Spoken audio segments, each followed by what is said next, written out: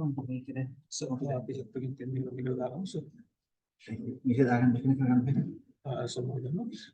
for the Zoom recording their canoe. I can set that with a pocket to give you that ambulance.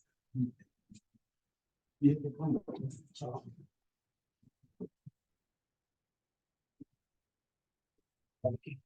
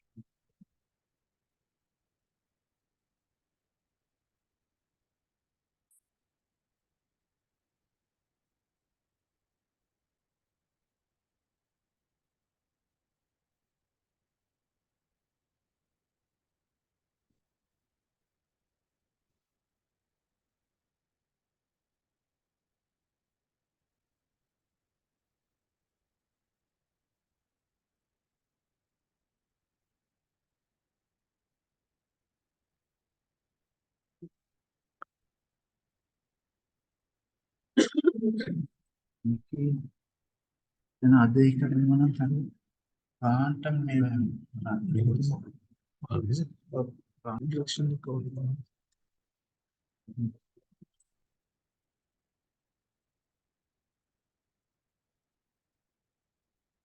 Okay.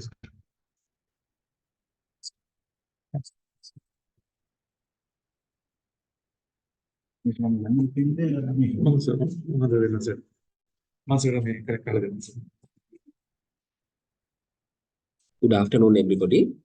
Welcome to the CME program 2024 April, conducted by the College of Special Rheumatology and Rehabilitation, Sri Lanka. Today we have two important presentations. First presentation by Dr. Kelum De Silva, the Senior Consultant Rheumatologist in Teaching Hospital Kalubowila. He will be talking on inferior heel pain. Over to Kelum. Thank you.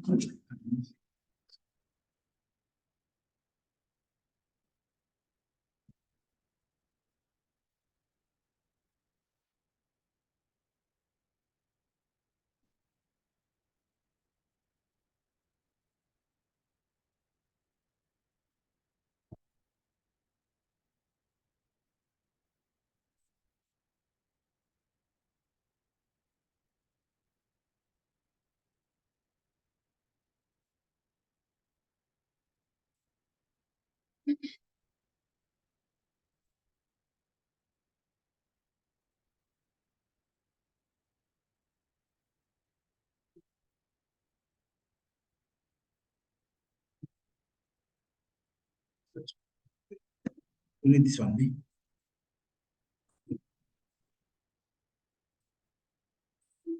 Okay. Good afternoon to everybody.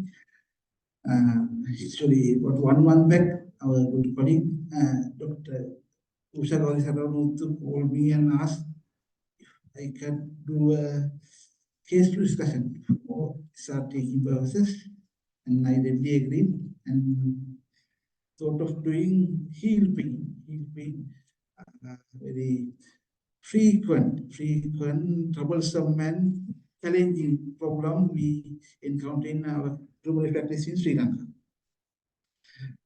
Many of you, I think, getting trained to work in UK now, but in UK system is different. I think you will not see so much heel pain, patient is heel pain, because it is managed by GPs, and they have labs and care system and involving physiotherapists. And when they are unable to do management, they refer to orthopedic surgeons, so ankle and foot surgeons probably. So we see few patients but it's still it is good to know about heel pain, because heel pain is a part and parcel of rheumatology. If you go to your textbook, it will give a table describing posterior heel pain. So these are the causes, and lateral heel pain, these are the causes, and medial heel pain, these are the diseases, and inferior heel pain. And can't talk heel pain in one day lecture. It's impossible. So I selected inferior heel pain. one of the commonest presentation in Sri Lankan setup. So inferior heel pain. This visual picture is from NEJM article. This illustrates sole heel, calcaneus prominent bone, and plantar fascia coming out from medial tubercle of the calcaneus bone, and it's divided into 5 strips and attached to 5 toes. Upper part demonstrates what's called a windlass mechanism. It is when you stand on, when you dorsiflex your toes, this plantar fascia is tight, it's not straight, it's tight. And then there are several important issues on your right side of it. There's a fat pad supporting your bones, muscles, and nerves. And there are 2 important nerves here in the heel, medial plantar nerve and lateral plantar nerve. And lateral plantar nerve gives the important branch called first branch of the lateral nerve, vector nerve. So it's important to consider here in patient with heel pain.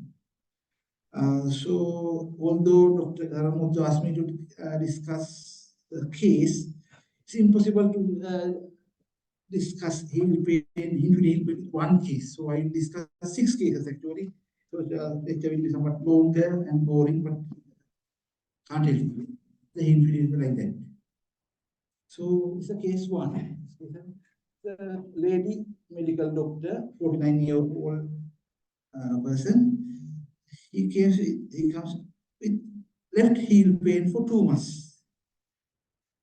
She has severe pain, sharp pain on first few steps after getting down from the bed in the morning, and pain disappears after walking a little while. She has actually gained weight recently and changed her work practice from clinic work to odd work, which involves prolonged standing and walking. And she has changed her footwear from high heels to flat shoes, as she felt they were more comfortable for word work. On examination, there is tenderness over medial aspect of the inferior heel, and no foot deformities detected, and no harmful tightness, no sensory loss. So, what do you think is the commonest disease in inferior heel pain? It has got plantar fasciitis. Plantar fasciitis. The most common cause of heel pain in adults. Peak incidence occurs between ages 40 and 60 years, but it can occur in runners who are young. So when you consider heel pain, this age group considered, because if you have a patient with young patient with 30s, 20s, and older patient 30s, 80s, if you think plantar fasciitis, think twice. It's common in this age group, 40 and 60. Bilateral involvement can occur, but if there is a bilateral involvement, think about inflammatory disease, inflammatory disease as well. Plantar fascia, as you saw earlier, is a fibrous non-aponeurosis that originates from the plantar medial aspect of the calcaneal tuberosity and divides into 5 strips that insert distally on each side of the proximal foramen or the toes. Plantar fascia is believed to result primarily from repetitive microtrauma and excessive strain. If you examine the plantar fascial tissue in microscope, you will see myxoid degeneration with disorganization of collagen fibers, angiofibrotic hyperplasia, and calcification. Mainly, it is a degenerative process. There's no inflammation as such. So it is a non-inflammatory degenerative process that may be more appropriate term plantar fasciosis rather than fasciitis. A degenerative condition. So what are the risk factors for plantar fasciitis? I still use the word plantar fasciitis here. It's reduced ankle dorsiflexion due to tightness of either Achilles tendon or gastrocnemius muscles. It's an intrinsic risk factor, particular individual. You can check this tightness by getting the patient onto your couch or bed and ask them to sit up or lie down. Then try to dorsiflex the patient's foot. And it will be difficult and it will be tight and restricted dorsiflexion. That case, while you are dorsiflexing the foot, bend the knees slightly or flex the knee slightly and try to do it more. Try to do for dorsiflexion more. If you can achieve more dorsiflexion with bending of the knee, that means the tightness is in gastrocnemius soleus muscle complex, not the tendon. There is a Silva Kiosk test, long name, and look for that one. This plantar fasciitis is actually this tightness of Achilles tendon, no, muscle. Then obesity, recent gain weight is a known risk factor for plantar fasciitis. And then occupations that require prolonged standing and poor footwear. Footwear means worn out shoes or maybe flat shoes even. Your shoes should support your eye, not the heel, because supporting arch leaves the pressure on plantar fascia insertion, origin. And also too rapid increase in the distance, intensity or duration of frequent activities that involve repetitive impact loading on the feet, as walking, running, jumping. These people might say, I have started walking or jogging for health purposes. And after a few months, they have developed, or even 1 month, developed heel pain. Or athletes or military personnel, they have started or changed their training practices, they have increased their distance of running or intensity, and they lead to heel pain. So about these factors, actually our patient, she had many risk factors. She has recently gained weight and changed her work practice. She has started standing and walking. The clinic she used to, for long periods, sitting and doing consultation. Now she is different. And she has changed over from high heels to flat shoes. All those are risk factors for developing plantar fasciitis. So what are the clinical features of plantar fasciitis? History. Patients typically describe a gradual onset of pain in the inferior heel that is usually worse with their first steps in the morning or after a period of that means after long sitting, when they stand up and walk, they can't walk, they are limping. They limp with their heels off the ground. But after a few steps, they feel better. The pain is sharp and does not radiate. Pain tends to lessen with gradual activity, but with prolonged duration, it worsens towards the end of the day as well, after prolonged standing or walking. So they can have evening pain as well. Associated paresthesia are very uncommon. The patient may report that before the onset of their symptoms, as I said earlier, they increase their amount of or intensity of their regular walking or running activities, change footwear, or exercise on a different surface. What are the examination findings? There is often a localized area of maximal tenderness on the anteromedial aspect of the inferior heel. That is important. That is an important finding.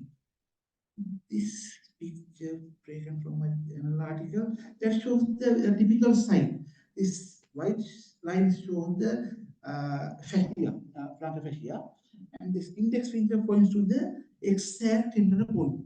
This is the point where the tenderness is there in plantar fascia. Remember this one. And windless test, meaning that passive dorsiflexion of the toes reproduces cause the pain. It's a good, reliable sign for plantar fasciitis, but it's a low sensitive test because many people plantar fasciitis, I have tried this test, but it is negative. But if it is positive, it strongly indicates the presence of plantar fasciitis. But sensitivity you can increase by asking patient when stand on his or her toes, and it can reduce pain. Limitation of ankle dorsiflexion due to tightness of Achilles tendon or gastrocnemius muscle should be sought by doing the test. Also explained for variation of foot shape, such as pes planus or pes cavus, and with plantar fasciitis.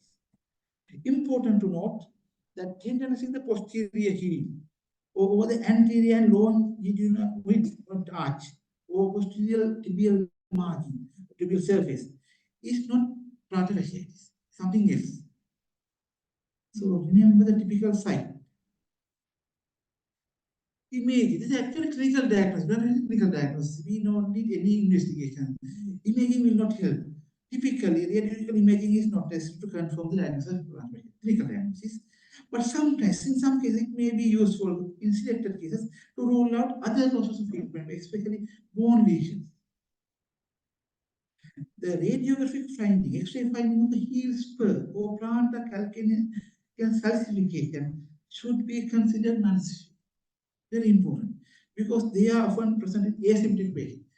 If the patient is having heel spur or calcification, it is not associated with actually plantar fasciitis. Many people with plantar fasciitis, they don't have this one, or people with calcaneal spur, they don't have plantar fasciitis. So, if you want to confirm, you can do MRI scan. This is not practical thing. Especially in our setup, we don't want to do very expensive things to confirm this one. If we do it, it will show actually thickened plantar fascia. It is not plantar fascia. There is no association with plantar spur. MRI usually not done for research purposes. The imaging. What is the clinical cause of illness? This is very important to know when managing the patient. The clinical cause is favorable. 80% of the patients, they recover within 1 year. Few patients, it will take longer, about 1.5 years or 2 years. Only 5% of patients require surgery. This in surgery, things taken from journal articles here. So what is the management? What is the management? Until recently, few years back, from my Registrar period, and in the UK, I cannot meet these patients. And after I come in here as well, even in Kalubowila and Rheumatology, my management is giving injection, steroid injection. I thought it will go a simple thing. It will give injection, so investigation, and some exercise as well. But later I realized I am totally failing. It was totally failing, the utter failure, giving injection and messaging this. You can't satisfy patient, you can't cure the disease. So management should be like this, the initial management, tier 1 management, education, number 1 thing. Then activity modification, home stretching exercises, and arch supports. NSAIDs might help in the initial phase because other things take some time to be active. So NSAID, even for short period, not for long period, short period. Weight loss, you put it down because I can't do that one. But other things, education, activity modification, home stretching exercise, and arch support, and short course will do. They are the most important. The most important, you can achieve good results. The most important thing out of all, they should be advised. They should advise barefoot activities and wearing shoes with inadequate cushioning and support should be avoided. So what is education? Educate the patient about the illness, the disease. This disease is caused by plantar fascial swelling due to repeated microtrauma and fractures in the plantar fascia. And digital process, it will heal. With time. Please explain the misconception. They have the idea they are bone is spurs, their bone is spurs, bone pricks their heels and causing pain. False, it's wrong. And they believe there are some calcification. They want medicines to dissolve away calcified tissue. Unrealistic things. So explain this tissue. Miss. And explain the cause of the illness. That will help them to adhere to our management protocols. They will give better results. The pain of plantar fasciitis, as I said earlier, is usually slow to resolve, but in most cases, it eventually disappears completely. Patience is important because most cases of plantar resolve completely with time. What is activity modification? That is relative risk. We should not ask them to stop all their exercises, but decreasing the amount of frequency or intensity of their activity, walking or jogging, and replacing worn out shoes is very important, and selecting appropriate shoes. So I discourage flat shoes, not helpful. But heels is again helpful here because heels support their arch. It will help relieve pain. Weight loss is possible. Home stretching exercises, important. You can teach them some initial home exercise program for plant fascial should emphasize the stretching of calf and foot as well. Strengthening and strengthening exercise should focus on gastrocnemius, soleus, and intensive movement. You can teach them. These are simple exercises, but the stretches targeted at plant fascia stretching is particularly important. Exam is one of stretching plant fascia. This one also taken from Google images. This one is stretches plant fascia, calf, and skeletal O. And this one for stretching of your calf and calf muscles and tendon. These exercises. Arch supports. First, try over the counter can be available. This is available in pharmacies. Arch supports. Supporting the arch take the pressure off plant fascia during the weight bearing. It is not the heel cuffs. Heel cuffs should not be recommended. Because heel cuffs do not unload the plantar fascia, even though it supports your heel, it doesn't unload plantar fascia insertion origin and have generally not been found to be effective in studies. This is one example of arch support available in pharmacy. If those first year management fails, we can go to second year management. It mainly consider night sprint. We can ask them to wear a night sprint, where this sprints help to stretch the plantar fascia and the calf throughout the night. And foot, they can go foot orthotics, or so-called orthotics, custom-made orthotics to reduce pressure, but these are expensive. And can advise a period of mobilization as well. This is a picture of night sprints to be worn in the night. Google images. And wearing those things can go for injections, steroid injections, and extrapopular short wave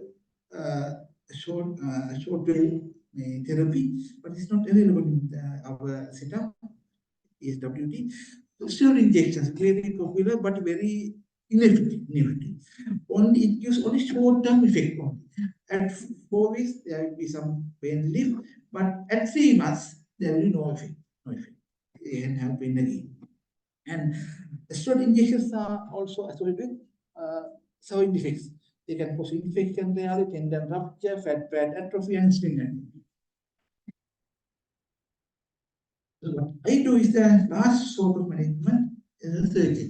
In surgery, they do partial plantar fasciotomy without resecting the heel spur. Very important. Heel spur. Heel spur doesn't relieve pain. It's not actually plantar fascia. It comes from this here.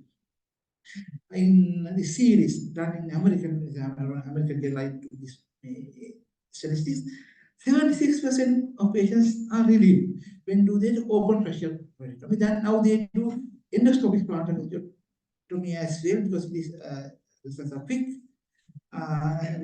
Just 76%. But these are not available in our country. I have referred few patients to our man, or the surgeon. He refused to do the surgery. I don't know whether he is not familiar with it, he has not done. And we are awaiting what we call ankle and foot surgeons to appear here. With EDCA and Indian people will come and they fill the vacuum and they will say scope.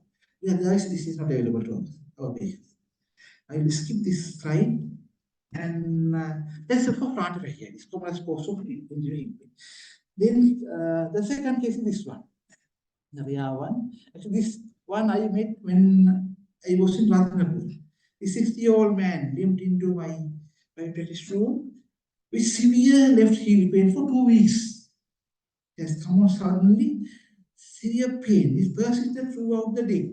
and aggravated by weight bearing. He can't walk or stand without help. Pain is reduced by resting. It's a contrasting pain to plantar fasciitis. Previously healthy person, he's a sand miner in occupation. He used to mine sand in Kalubowila.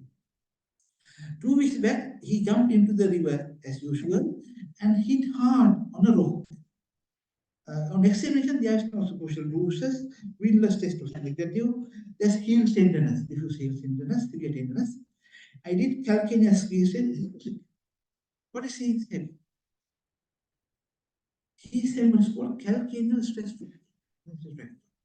The calcaneus is the largest tarsal bone in the foot and is subject to considerable weight-bearing stress on a routine basis. The calcaneus is the one of most common for the establishment of stress fracture in the foot, second only to metatarsals.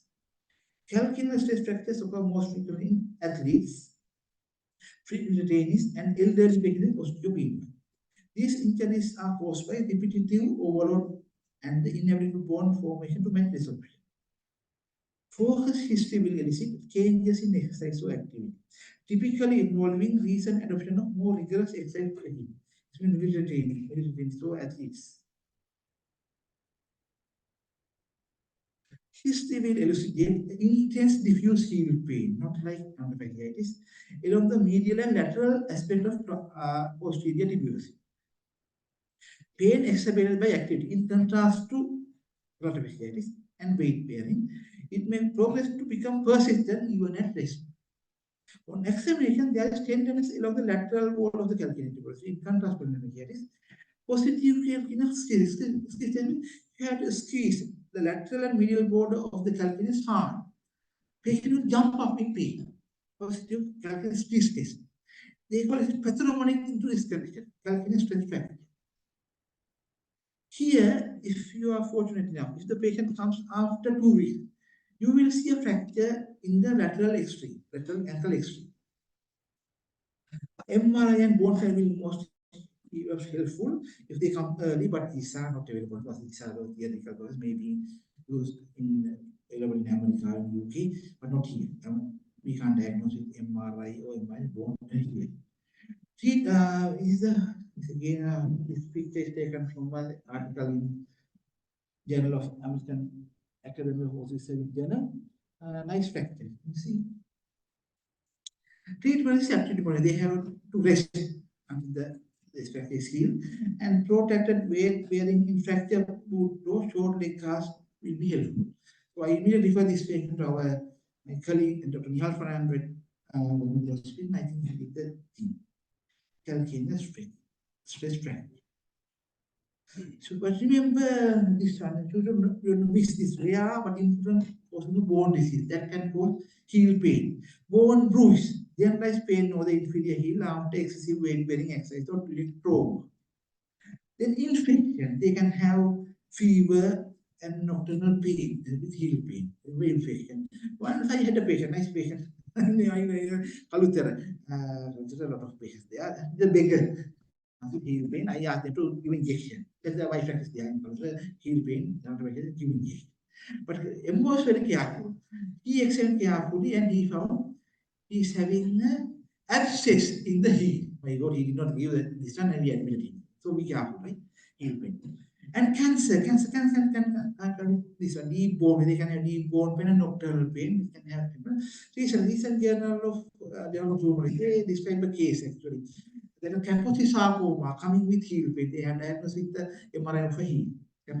So cancer can come with heel pain, very reactionary. And Paget's disease. But in addition to heel pain, they can have bowing of tibia and bone pain elsewhere, and then alkaline phosphate level, they will diagnose Paget's disease. I have not diagnosed this kind of bone bruise. I've seen infection and cancer. I have not diagnosed, and I have not seen. Remember these things as well. Now I come to my third case. These cases are not infrequent. You really see 2 or 3 patients per year. It's a 72-year-old man coming with heel pain for 3 months. His pain is confined to central part of the heel, not the medial heel. and comes on walking barefoot and on prolonged standing. There's no radiation, there's no other injuries. He has not changed his regular activity. He has not started walking or jogging. And on accident, there is tenderness the middle part of the heel, middle part, not the inferior medial part, middle part of the heel, middle state, all are negative. What is he having? He's having what is called fat atrophy, fat atrophy. This occurs in the elderly patient, not in young patient, young middle-aged patient, elderly people.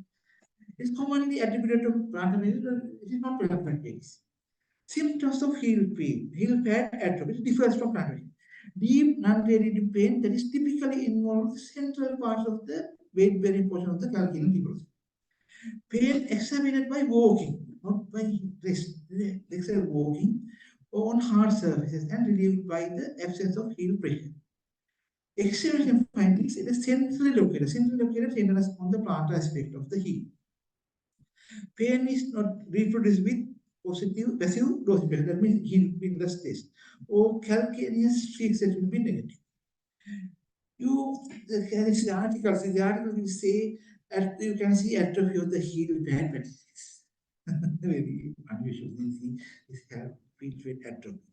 Imaging will not be helpful. This is actually clinical diagnosis. They are not required to make the diagnosis, but should be considered in selected cases to rule out other bone pathologies, cancers and cardiac disease, shooting.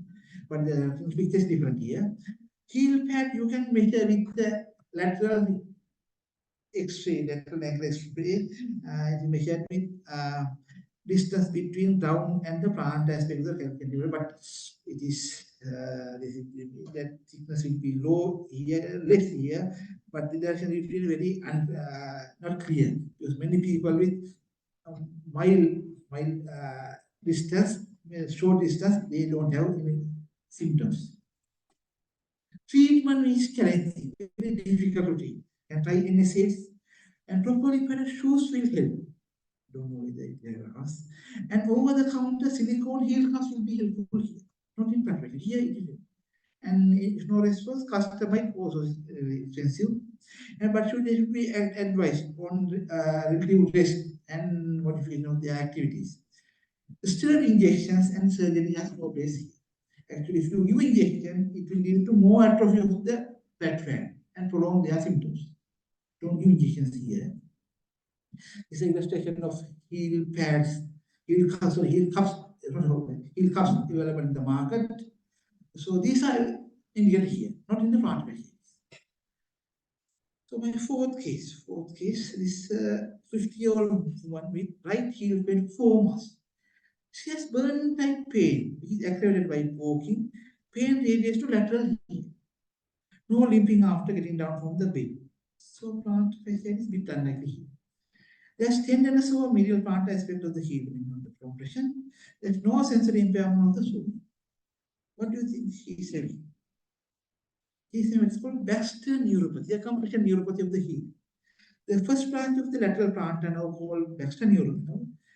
It supplies abductor hallucis brace muscle. This is an illustration taken from again from the neurology, that Academy of American Orthopedic Surgeons. First branch of the lateral plantar now it travels through these two muscles, abductor hallucis and quadriceps plantar muscles. It can be compressed there, or else it can compress down the medial calcaneal tuberosity. So this compression of this nerve causes this syndrome of Baxter neuropathy. Symptoms are the pain is felt approximately 4 to 5 centimeters anterior to the posterior to the heel, anterior to the side where the plantar fascia pain is there, pain. Not just distal to the medial canal, just distal medial canal pain is plantar fascia pain. Right? Nerve compression causes burning pain that may reach distal to lateral heel. Examination should include an evaluation of gastrocnemius, soleus contracture, hindfoot alignment, because valgus deformities or pes planus and equinus deformities can be with this problem. And percussion over nerve can reproduce the symptoms. It is tinal sign, very positive. Diminished sensation in the plantar lateral aspect. of the foot, maybe they are. But I don't know. I have tried to diagnose few cases, but they did not have this sensory loss. Other things were there. A clinical diagnosis again, because nerve conduction and this EMS is not helpful. They can't diagnose this one. If MRI will be helpful here, because MRI can show atrophy of abductor digimini muscle, abductor digimini muscle.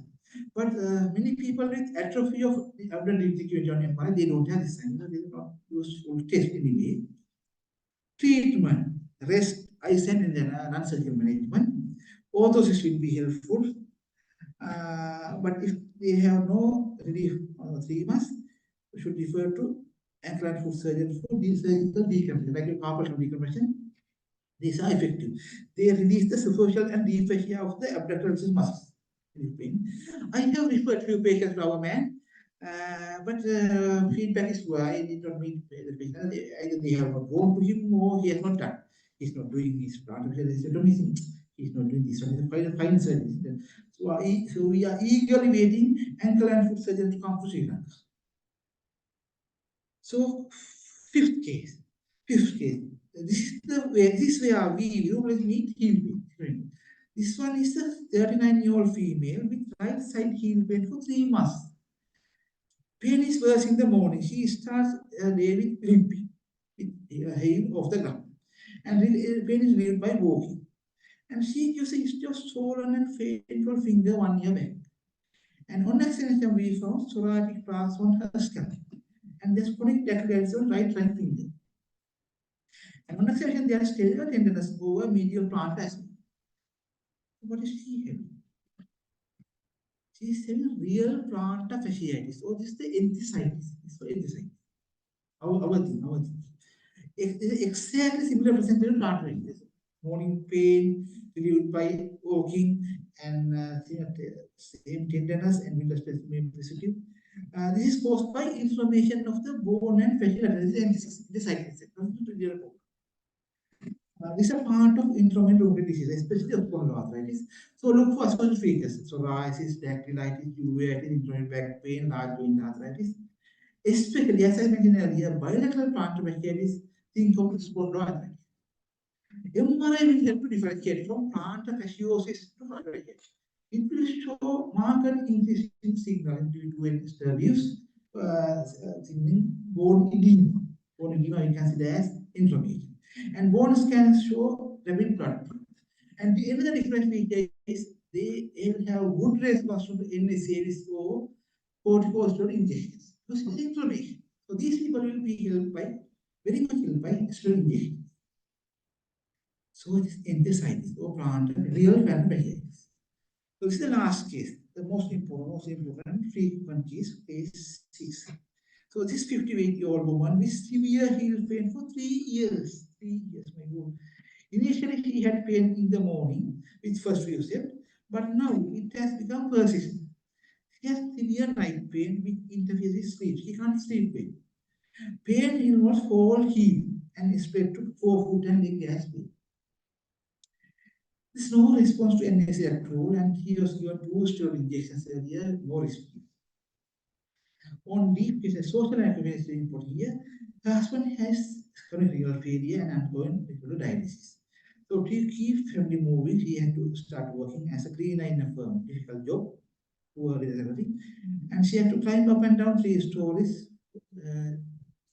job. And on accident, he's a very distressed, we found a very distressed person. There is diffuse tenderness all over the heel. Windless test is possible. Heel component test is possible. And there's mild calf tightness and mild flat foot nodular on both. So what is he having? What do you think? It's not plantar fasciitis. Plantar fasciitis usually can't go like this for 3 years. And this persistent pain, night pain is not plantar fasciitis. It's not fracture. Fracture, it will be healed like this one. Yes, it can go. Tumor or bone tumor unlikely here. Even though windless test positive, tightness is not fracture or plantar fasciitis. And nerve compression, unlike here, you will definitely see in 3 years you will see some atrophy of the abductor ligament on your own naked eyes, and there will be sensitivity and what is this one? This, this what I call is chronic heel pain. Chronic heel pain. It's a part of central pain syndrome. You know, fibromyalgia, low back pain, tension headache, chronic shoulder pain. So this is a part of chronic. This is a very common condition. Very common conditions. If you I give you a hint, if I see 10 patients with heel pain, inferior heel pain in my practice, 4 to 5 patients will be having plantar fasciitis. 3 to 4 patients will be having this condition. And rest, 1 to 2 patients, that is 10 to 20%, they are having fat atrophy or Western neuropathy or enthesitis. So this may one condition. So relatively common condition. And recently different diseases. None of my references had this disease. This one has a disease. So recently, rheumatology know this condition. Other fields, they are not having this condition. Chronic heel pain. What is this? Why is this? Actually, this person had the injury, meaning he must have had plantar fasciitis initially, 3 years back. But what caused the chronic pain? He may be having, pain pattern. He's genetically pain-prone person.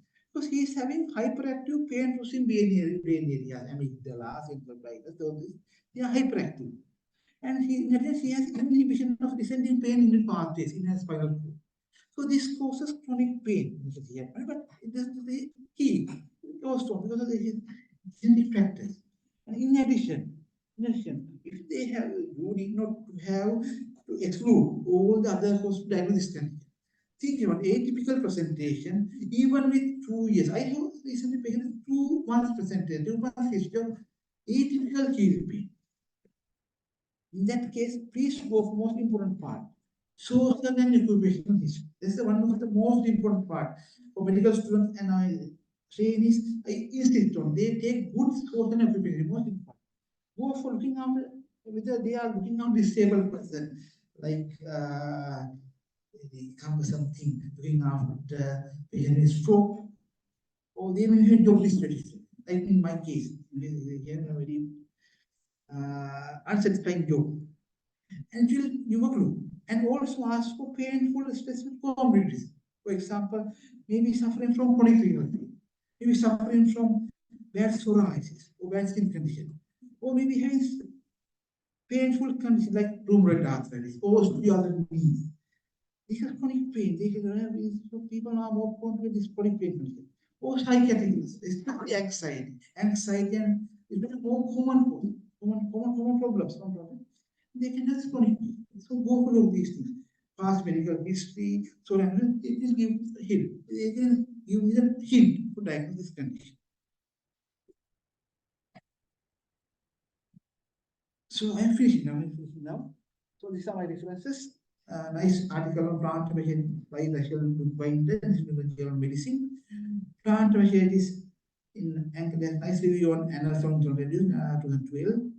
There's nice review on plant and medial heel pain, diagnosis and management in Journal of American Academic of Surgeons 2014. And also I took some leaves from this article as well. The treatment guidelines, practice guidelines by ankle and foot surgeon in America. So you will see the references. There's no single reference from our journals. I tried last 25 years good journals to find good review on heel pain, but I failed. Because it is not our topic now. Our field, they have removed. They have got EPs and other people. But perspective setup is different. We have a different setup. So it's still I get patience. So thank you for your patience. But take home message is inferior heel pain has a lot of causes. So many of these are diagnosed clinically. So you should know the clinical features well. Imaging helps only in few cases and can be managed very well in your setup. So thank you very much.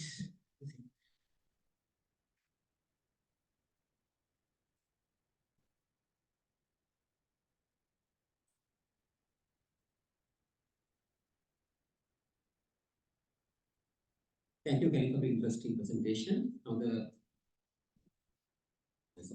question he will be happy to answer.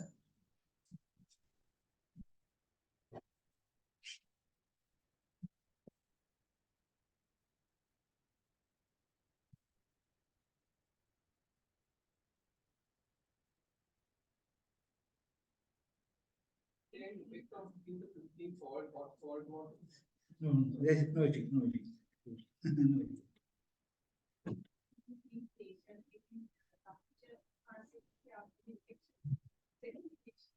What is that? No, not yet seen. But in that case, they have to rest and surgery on foot or cars.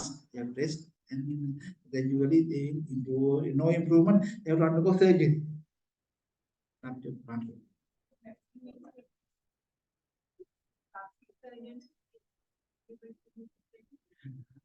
I refer to our orthopedic man. I don't know. The plastic surgeon will do. There is problem with here. Here we don't have good people. So wait until ETCA comes into effect and he'll come and take over it. Many things resource was. I have not referred actually. I should try them. Okay, Kelum, thank you so much for the very interesting introduction. What about this ultrasound therapy? They need some gel application and local ultrasound therapy. I did not mention physiotherapy here. Yes, maybe some effect. If there's no response, can send to physiotherapists. They use various techniques, ultrasound and those things. Maybe there will be some effect. Yes. And you highlighted that calcaneus is not significant. That's a very important point because I come across one osteoporosis patient, calcium level was very low, but one GP advisor when he presented the X-ray, he instructed the patient not to take calcium because calcium is depositing everywhere in the body. So he has seen the calcaneus and advised to stop the calcium. So it is not a significant finding. Yes, it's a common myth in Sri Lanka. It's not associated. Actually, plant fascia is not inserted into the spur. It's actually flexor digitorum from the muscle that inserted into it. That's why they don't resect as well. It's a different thing. It is not associated with plant fasciitis. Thank you.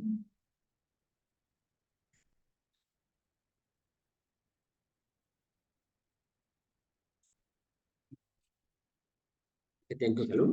Our next presentation will be on relapsing polychondritis with many cases.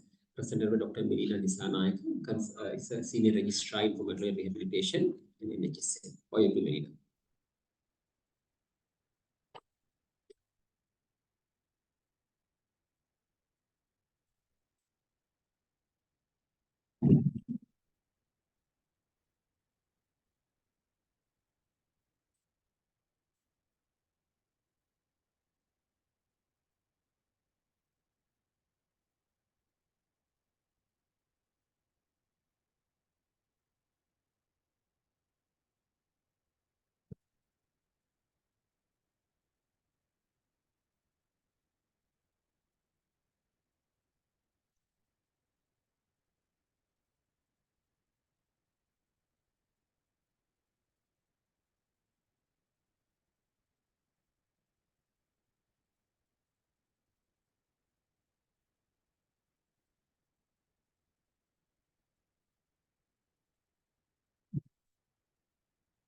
Good afternoon to all of you. Thank you, Lisa, for the kind introduction. So for the next 30 minutes, I will be taking you across some interesting facts about relapsing polychondritis, an autoimmune disease with many phases. So my outline for the presentation will consist of 7 parts, and let's quickly move on to the case presentation. This was a 30-year-old previously unmarried male. He was a banker from Narayanpeta. Initially, he presented in April 2017 with recurrent painless reddish discoloration of the eyes. However, there was no photophobia, no visual blurring, dry eyes, or double vision. This is there for a period of 3 months, and he has sought treatment from the local authorities, and then with eye drops, his symptoms actually improved. Then again, patient presents in June 2017 with one episode of bilateral ear pain and redness. At this time, there was also an associated loss of appetite, a loss of weight of 5 kilograms, which is quantified, with intermittent low-grade fever. This is there for a period of 1 month. Here as well, patient has gone to the GP, and with the course of antibiotics, there was some improvement in his symptoms. Patient again presents in July 2017 with asymmetrical oligoarthritis. This is mainly involving the large joints, specifically the left knee joint, elbow joint, as well as the right wrist joint. There was early morning stiffness for about 30 minutes, and there was no small joint involvement, skin rashes, oral ulcers, or hair loss. When he presented to us in August 2017, he presents with hoarseness of voice and stridor, with bilateral ear pain and redness, along with epistaxis. At this point, there was no ear discharge or hearing loss or nasal tenderness. Considering his background history, there is no family history of connective tissue diseases or malignancies, and patient did not have any past medical, surgical history or allergies. And moving on to examination, he was afebrile, and there was a BMI of 22 kilograms per meter square without any evidence of red eyes or goiter. However, on palpation, there was tenderness noted on the anterior aspect of the neck, and we also did not find any lymphadenopathy, skin rashes, or any pedal edema. What was most significant, as you could appreciate here, was that patient had bilateral auriculitis, and there was almost cauliflowering of the ear, you can appreciate in this picture. And what is more important here is that there is pairing of the lobule. I hope you could appreciate it in this picture. Apart from this, when we examined, there was obvious saddle nose deformity as well. So moving on to the rest of the examination, cardiovascular system examination was unremarkable. However, on respiratory system examination, he had a respiratory rate of 25 breaths per minute with vesicular breathing and equal bilateral air entry, and we noticed an inspiratory stridor. Rest of the examination of the abdomen and central nervous system were unremarkable, and musculoskeletal system at the time of examination did not reveal any joint deformities or tender or swollen joints. Moving on to the investigations, his basic investigations just revealed a thrombocytosis with inflammatory markers. As you could appreciate, both CRP and ESR were elevated with a normal procalcitonin level. Thereafter, we also carried out other fasting blood sugars, liver functions, and uric acid tests and uro-include report, which were normal.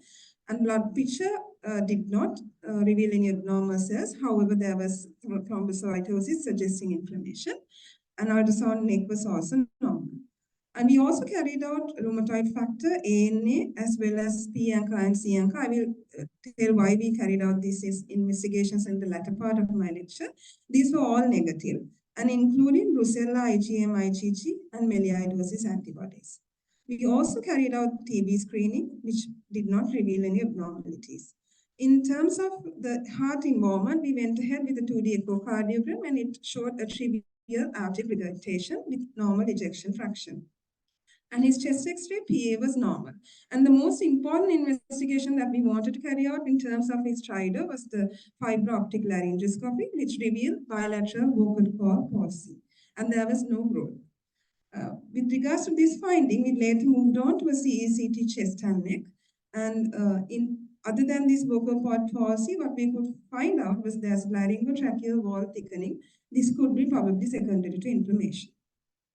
So ultimately, in summary, this was a 30-year-old male who had symptoms of hoarseness of voice and stridor, recurrent painless reddish discoloration of the eyes, epistaxis with saddle nose deformity, and bilateral auriculitis with cauliflowering of the ear, and fever with constitutional symptoms and asymmetrical large joint arthritis. And in the presence of high inflammatory markers, bilateral vocal cord palsy, and tracheobronchial wall thickening. So ladies and gentlemen, at the end of this presentation of this clinical history, we came to a diagnosis of relapsing polychondritis. So let's move on to the management of our patient. As the most important point in presentation was the stridor and the bilateral vocal cord palsy. We went ahead with the surgical referral and we performed an emergency tracheostomy. Thereafter, as this was a life-threatening involvement, we managed with IV methylprednisolone 500 milligrams, pulses for 3 days, and it was followed up by a tailing regime of oral prednisolone.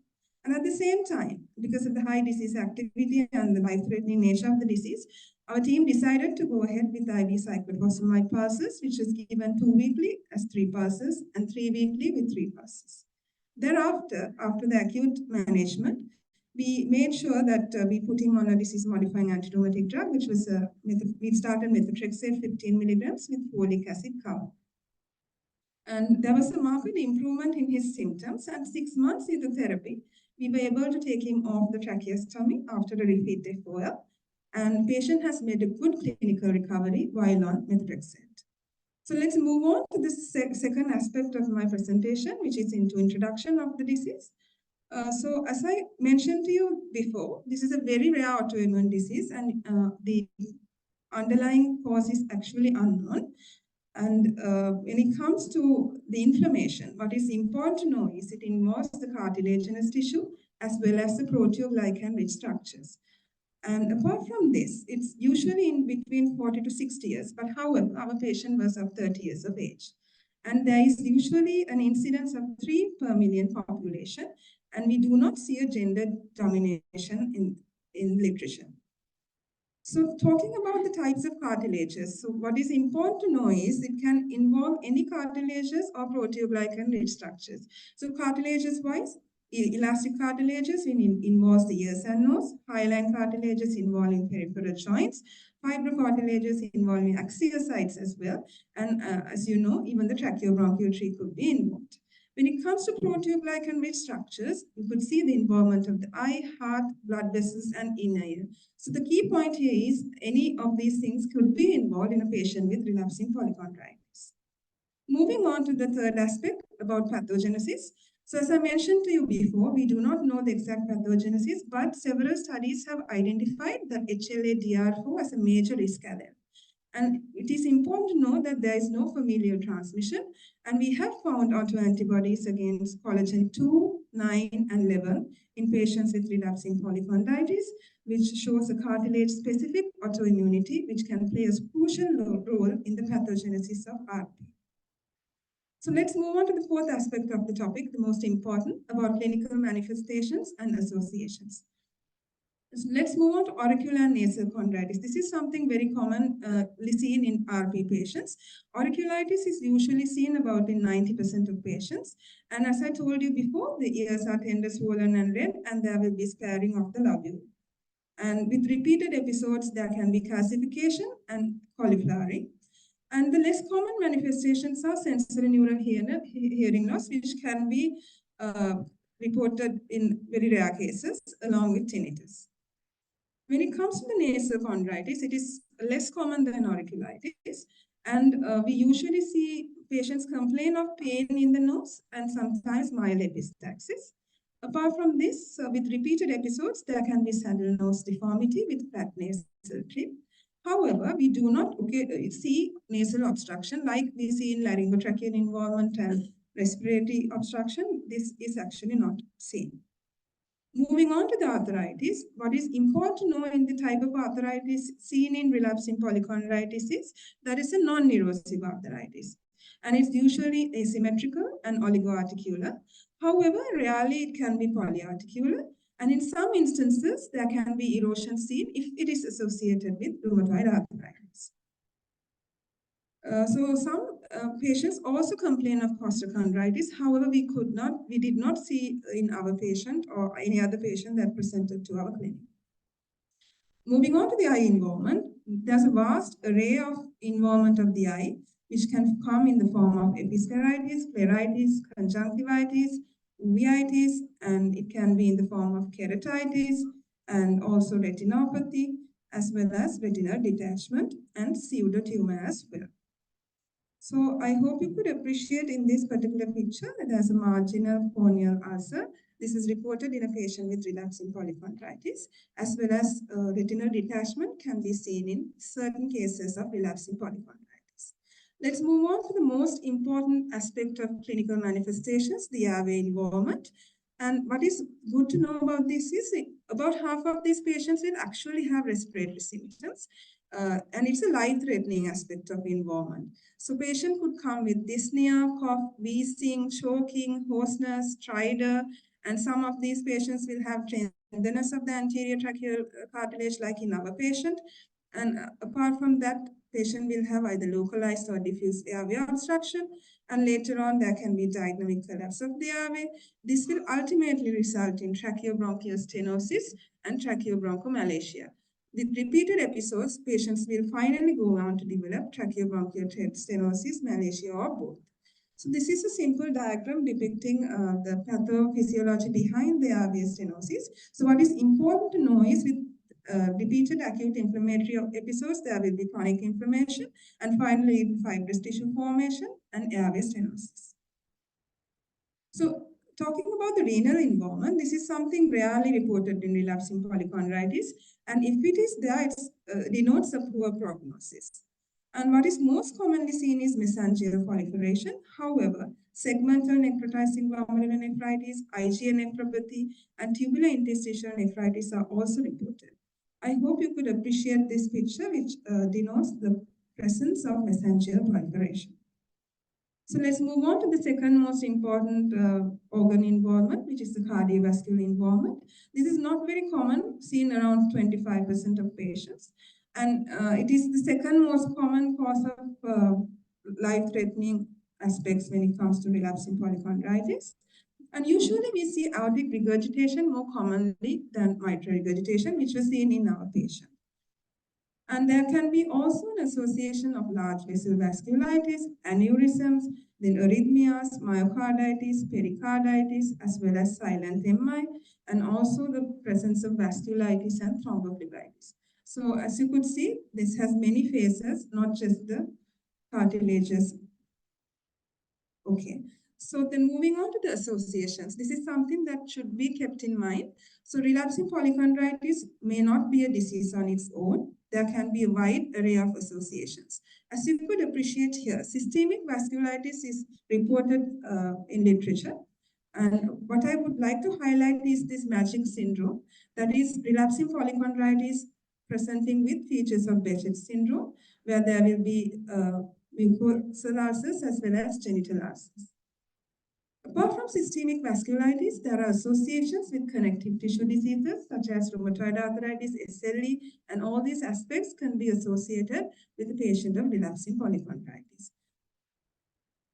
Then moving on to the hematological diseases, this is something we might not think of, but there's definitely evidence of myelodysplastic syndrome, lymphoma, pernicious anemia, and even acute leukemia presenting with features of relapsing polychondritis. And finally, the miscellaneous aspects of hypothyroidism, myasthenia, PBC, and mixed cryoglycemia. So that is the main reason why we carried out the ANA, rheumatoid factor, and C-ANCA, P-ANCA, because we wanted to make sure that these were not associated with the disease. So moving on to the diagnosis, the fifth aspect of my talk, what is important to realize is there are many diagnostic criteria available at present, but mainly it's a clinical diagnosis. So let's move on to the diagnostic criteria. The most popular diagnostic criteria available is the McAdam-Etal criteria, which has 6 aspects of recurrent chondritis of both auricles, non-erosive inflammatory polyarthritis, chondritis of nasal cartilage, inflammation of ocular structures, and cochlear and vestibular damage. If we put our patient into the McAdam-Etal criteria, I would say the first 5 aspects were seen in our patient, so therefore it fulfills criteria for relapsing polychondritis. Apart from this famous commonly used criteria, towards the latter part of the years, there were other criteria which involve histological confirmation, which is invasive in our opinion. So either of these criteria could be used for the diagnosis. However, the most commonly used one is the one that I have mentioned first, the McAdam-Etal criteria. Then let's move on to the 6th aspect of my topic, which is treatment. So treatment is categorized as to whether it's a less severe disease or more severe disease. So if it's a less severe disease, management is easy. You start off with non-steroidal anti-inflammatory drugs, colchicine or dapsone. And if it's a severe organ involvement, what do you mean by severe organ involvement? This could be in the form of severe ocular involvement, laryngotracheal involvement, glomerulonephritis, or a severe relapse. In those aspects, how we manage this patient, we have to start off either IV or oral steroids together with steroid sparer. This could be in the form of cyclophosphamide, methotrexate, azathioprine, cyclosporine, chlorambucil, or even MMF. However, the use of leflunomide in relapsing polychondritis is not studied and it is not commonly used. So what happens if it's a refractory case? Luckily, our patient did respond to treatment and is in remission, but as we know, relapsing polychondritis is a recurring disease. So in refractory cases, there's a place for biologics. And when it comes to permanent stenosis, definitely there's a place for surgery as well. So this is an article about the case reports using infliximab in relapsing polychondritis. Several biologics have been tried, including rituximab, infliximab, and even tofacitinib and tocilizumab, and mostly it favors the use of infliximab in cases which are refractory. And these were all cases of pulmonary involvement in relapsing polychondritis, which was resistant. So finally, on my seventh aspect of talk are the take-home messages. So what I want to highlight here is that it's a rare autoimmune disease, and what it involves are the cartilaginous and proteoglycan-rich structures, which are vast, and you have to figure out where it is affected. And also, it is an intermittent disease, but it's progressive. That is why it is very important to catch it early before it becomes very progressive. And we also should know about 30% of patients are having associated autoimmune disease, and it should be kept in the back of our mind when we make a diagnosis of relapsing polychondritis. And at the same time, the laryngotracheobronchial involvement is a common presentation, and it is having very high morbidity and mortality, and this should be picked up fast, otherwise the mortality is very high. Finally, the delayed diagnosis and therapeutic delay can result in permanent damage. So it's very important to diagnose early, and usually in literature, there's almost 2 years of delay in diagnosis, which can actually cause permanent damage to patient. So thank you very much. These are my references. I would like to thank the College of Specialists in Rheumatology and Rehabilitation for this wonderful opportunity, and also my trainer, Dr. Melina Dissanayake, for the training, the mentorship, and last but not least, my patient and their colleagues. I'm happy to take up any questions.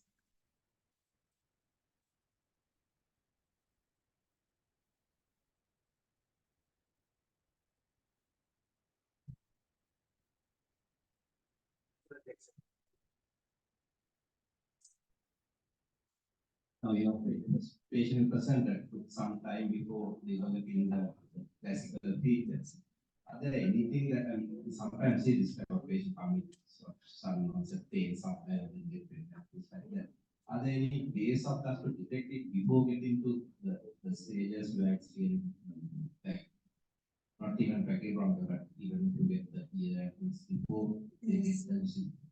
Yes, what they say is now this involvement of the eye, of course, we cannot easily detect that it's relapsing polychondritis. There are no features to point towards that. But then if it has auricular involvement, the sparing of the lobule, we have to always think of the possibility of chondritis there. And even in nasal involvement together with the ear involvement which patient had before, that would have been the point that should have been referred actually. So, but there's no early detection ways actually. It's clinical mainly. Your patient had a long going back. Yes. Things happening even before getting this. Yes, that's right. right. The nose yes, that's right. There's nothing that they can actually. Yeah, it's mainly clinical diagnosis. So. Then they get that part of it. Yes, that's right.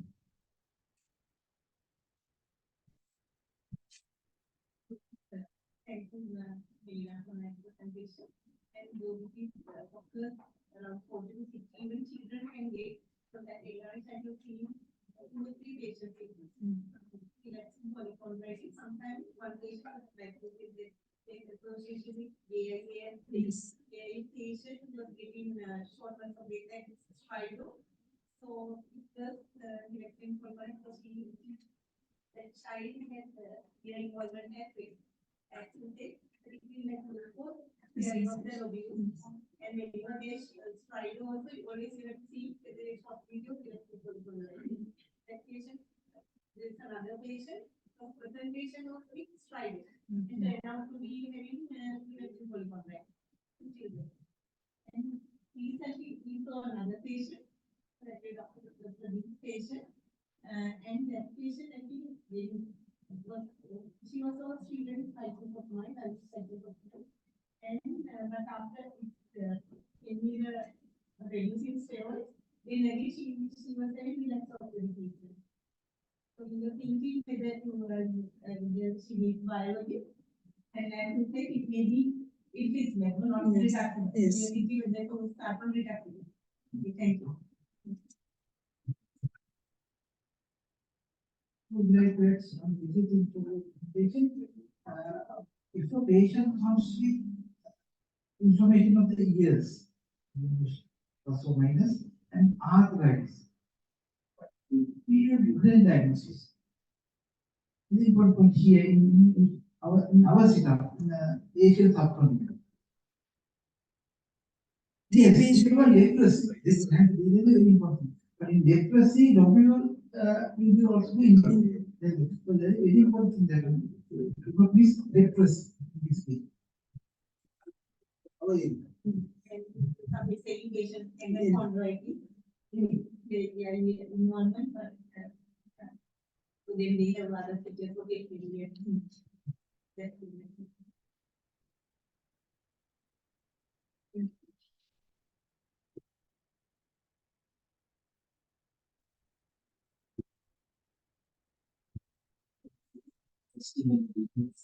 presentation.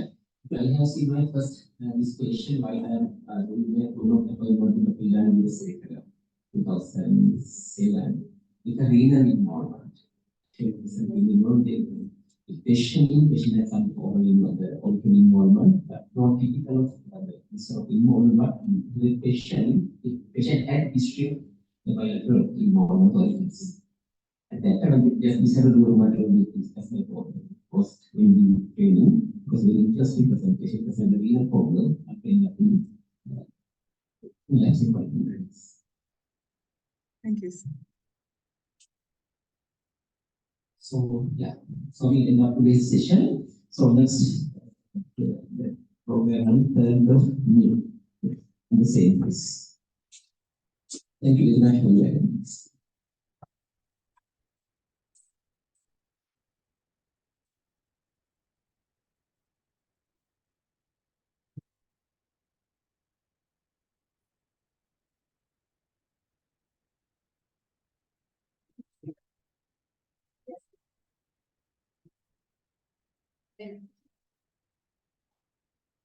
Recording in